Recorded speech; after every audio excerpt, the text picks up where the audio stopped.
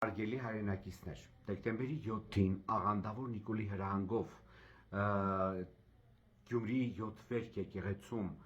կազմակերպված շաբըշ-փարթի մասնակից ազգային ժողովի պետաիրավական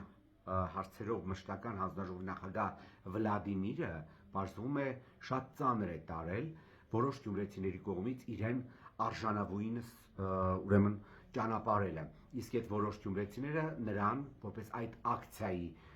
մասնակից մեղադրում էին հակաեկեղեցական քարոզչությանը մասնակցելու, ինչպես նաև ընդհանուր առմամբ հայ առաքելական Սուրբ եկեղեցու դեմ գործող իշխանությունների վարած քաղաքականության համար ամոթանք էին տալիս նաև 7 վերքը գրավելու այդ արարողակարգից հետո կազմակերպված այդ այլանդակությանը մասնակցելու համար։ Փորձելով ցույց տալ, որ ոչ բոլոր գյումրեցիներն են իրեն այդպես դիմավորել, ինքը հայտարարում է, որ Վլադիմիրը հայտարարում է, որ այդ ամենից հետո իրենց տարել պատիվ են տվել, բայց չի նշում, թե ով է տարել պատիվ տվել։ Լսի, Վլադիմիր, ես ինչ ես։ Քեզ հասարակ գյումրեցին է մոտեցել ու ասել է դեմ երեսիդ այն, ինչ մտածում է եւ քո դավաճանավողմակային այս իշխանության մասին։ Իսկ քեզ պատիվ տվողները շատ լավ գիտենք ով են։ Դա Գյումրիի եւ ընդհանրապես Շիրակի մարզյան քայլիստ դավաճանավողմակի ներկայացուցիչներն են, որոնք պարտվել են Գյումրիով եւ 21 թվականին դիմընտրությունների եւ 25 թվականի դիմընտրություններին, հիմա էլ դուք պարտվեցիք։ Տեսանք, թե որքան մասսա էր մասնակցում ձեր շաբըշ-փարթին դեկտեմբերի 7-ին։ Երկրորդ հարցը, որը բարձրաձայնեց Վլադիմիրը, այն է, որ թե բա մարդկանց տներում պահվել է Վազգեն առաջին կաթողիկոսի լուսանկարը, այսպես անկյուններում դրված է եղել, սրբի անկյուններում այսպես ասած, բայց հիմիկվա կաթողիկոսի լուսանկարը չեն դնում եւ ուրեմն ինքը փորձում է այսպես ասած հռետորական հարց տալ, թե այ ինչու եւ այլն, պատասխանեմ Վլադիմիր, նախ ամենաառաջինը ցավով պետք է արձանագրենք, որ հիմա շատ-շատերի տներում Վազգեն առաջինի լուսանկարը եւս դրված չէ, ցավով պետք է արձանագրենք, քո ինֆորմացիան հին է։ Երկրորդը, ինչու չեն տնում։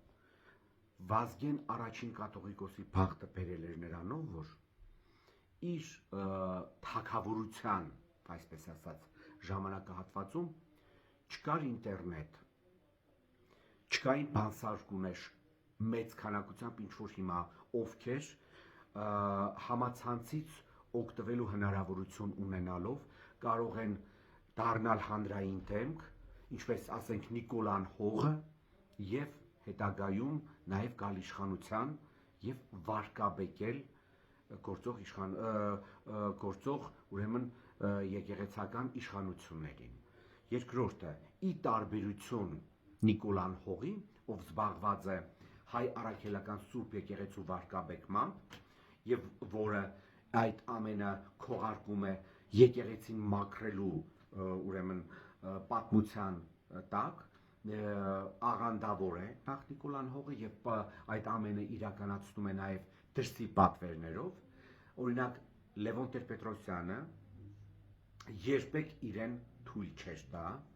վարկաբեկել Վազգեն առաջինին, որքան էլ ինքը ինֆորմացիա ունենար։ Ցավով պետք է արձանագրենք, որ Վազգեն վեհապարը եւս